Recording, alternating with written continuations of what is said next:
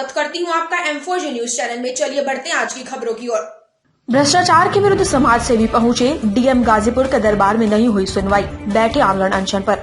जी हां, बता दें, सामाजिक कार्यकर्ता बोधा जायसवाल गरीबों के हक की लड़ाई लड़ने वाले सरकार के सामने गरीबों के हक के लिए अनेकों बार आमरण अनशन किए।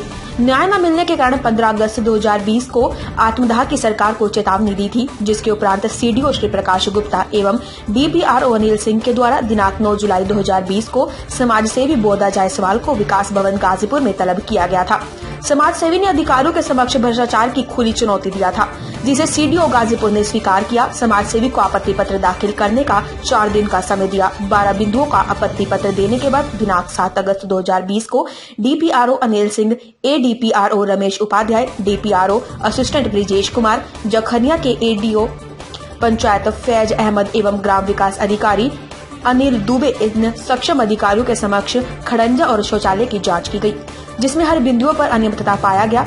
खड़ंजा के ऊपर 1,65,317 रूपए रिकवरी का आदेश हुआ। सरकार की तरफ से 218 शौचालय बनवाने का धन ग्राम प्रधान को ग्राम निधि में प्राप्त हुआ था। जांच के दौरान केवल 103 ही शौचालय आधा अधूरा बना दिखा। शेष 115 शौचालय धरातल पर दिखाई नहीं दिया। शेष शौचालय बनवाने का समय ग्राम प्रधान दुखनी देवी को 2 महीने का दिया गया। तत्पश्चात 21 अगस्त 2020 को डीएम गाजीपुर के द्वारा 1,65,317 रूपए रिकवरी व साथ ही में प्रधान का खाता सीज व सस्पेंड करने का आदेश हुआ। समाज सेवी बोधा जायसवाल ने महीनों समय बीत जाने के बाद कार्रवाई न होने पर शौचालय निर्माण कार्य न होने के कारण समाज सेवी ने 2 अक्टूबर 2020 को आमरण अनशन करने की घोषणा की। थाना दुल्हपुर के प्रांगण में उप जिला अधिकारी जखनिया सूरज यादव एवं थानाध्यक्ष दुल्हपुर के समक्ष वार्तालाप होने पर उप जिला अधिकारी ने सभी बिंदुओं का निस्तारण के लिए 1 महीने का समय मांगा और जिलाधिकारी के आश्वासन पर समाज सेवी ने जिलाधिकारी महोदय के सम्मान में 2 महीने का समय दिया। 23 अक्टूबर 2020 को एडीपीआरओ ब्रिजेश कुमार के द्वारा शौचालय की जांच की गई, जिसमें 75 शौचालय धरातल पर दिखाई नहीं दिए, जिसकी 9 लाख का गबन दिखाई दिया। उप जिलाधिकारी के द्वारा दी गई समय सीमा समाप्त होने के उपरांत किसी बिंदु पर कार्रवाई न होने की वजह से समाज सेवी बोधा जायसवाल ने पुनः आत्मदाह करने की घोषणा की। सभी अधिकारीगण आनंद फानंद में LIU इंस्पेक्टर गाजीपुर सुधीर दुबे जी के द्वारा 9 नवंबर 2020 को जिलाधिकारी के समक्ष पेश करने का मौखिक डेट मिला, लेकिन अधिकारियों के संज्ञान में होने पर भी जिलाधिकारी MP सिंह महोदय के समक्ष बोधा जायसवाल को अपनी बात रखने का मौका नहीं दिया गया। क्यों जिलाधिकारी मिले पर बात नहीं किए? यदि न्याय नहीं मिला तो सरजू पांडे पार्क में आमरण अनशन के लिए बाध्य होंगे। इसकी सूचना बोधा जायसवाल पहले ही दे चुके थे। अनशन के दौरान कोई घटना होती है तो इसकी पूरी जिम्मेदारी जिला प्रशासन की होगी। आखिर बोधा जायसवाल ने सरजू पांडे पार्क गाजीपुर में अपना आमरण अनशन एकला चलो के सिद्धांत पर शुरू कर दिया। देखिए सिस्टम इनके साथ क्या करता है।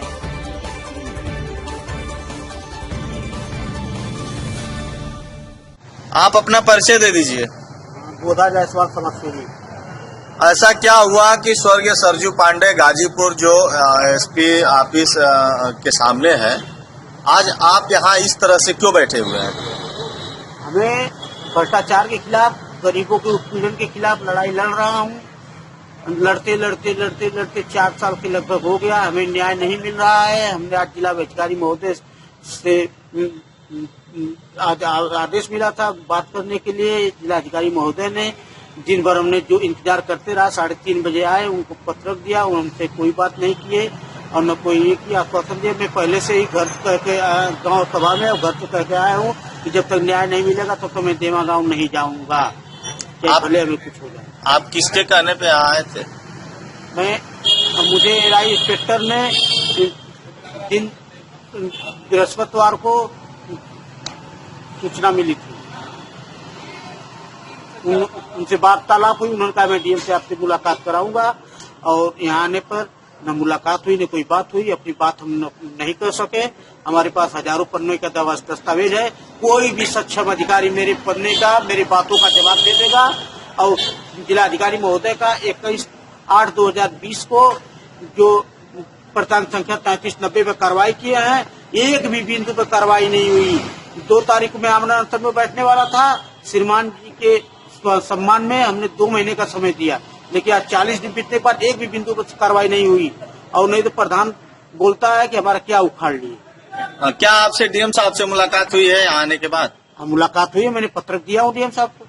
उन्होंने क्या कहा है? उन्होंने कुछ नहीं कहा, मैंने पत्रक दिया, सबका पत्रक लेते चढ़क, कोई बात नहीं की। वो गाड़ी में चढ़ते समय सभी लोग इसको पत्रक लिए। क्या आज आप अनशन पे नहीं, क्या आज आप यहाँ बैठे हैं तो आपने किसी को अवगत कराया है, किसी उच्च अधिकारी को? हाँ, मैं एलआई इंस्पेक्टर को अवगत कराया हूँ, सीबीआई को अवगत करा के बैठा हूँ। मैं पहले से भी अवगत कराया था कि यदि मुझे न्याय नहीं मिला और कोई आश्वासन नहीं मिला तो मैं अनशन पर बैठूंगा। क्या इस बात की जानकारी जिला अधिकारी महोदय को या और भी अधिकारी हैं उनको मालूम है? अब एलआई इंस्पेक्टर जाने कि सूचना विभाग जाने कि इनको अवगत कराए कि नहीं कराए। और यदि क्या यहाँ पे कोई शासन प्रशासन की व्यवस्था है?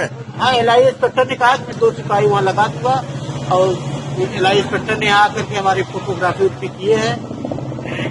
यहाँ आए थे? एलआई इंस्पेक्टर अपने आदमी को भेजे थे, 4 लोग आए थे। क्या अभी तक आपने कोई क्या आप सुबह से भोजन किए हुए हैं? नहीं, मैं नहीं भोजन किया हूँ, न भोजन करूंगा। जब तक प्राण रहेगा लड़ता रहूंगा, मर जाऊंगा, यही पर काम खत्म हो जाएगा। भ्रष्टाचार मुक्त हो जाएगा उत्तर प्रदेश, भ्रष्टाचार मुक्त हो जाएगा मेरे मरने के बाद। यदि आपके साथ ऐसा होता रहे तो शायद लगता है कि कोई फिर यह लड़ाई नहीं लड़ेगा। कोई किसी को नहीं लड़ना चाहिए, भ्रष्टाचार मुक्त प्रदेश है। ठीक है, आदेशानुसार ये लड़ाई लड़ रहा हूं। फिर से बोल दीजिए। मैं माननीय मुख्यमंत्री के आदेशानुसार ये लड़ाई लड़ रहा हूँ। माननीय मुख्यमंत्री जी 19/3 को शपथ लेते हुए कहे थे भ्रष्टाचार खिलाफ लड़िए। मैं आपके साथ हूँ, उनसे भी 2 बार मुलाकात कर चुका हूँ।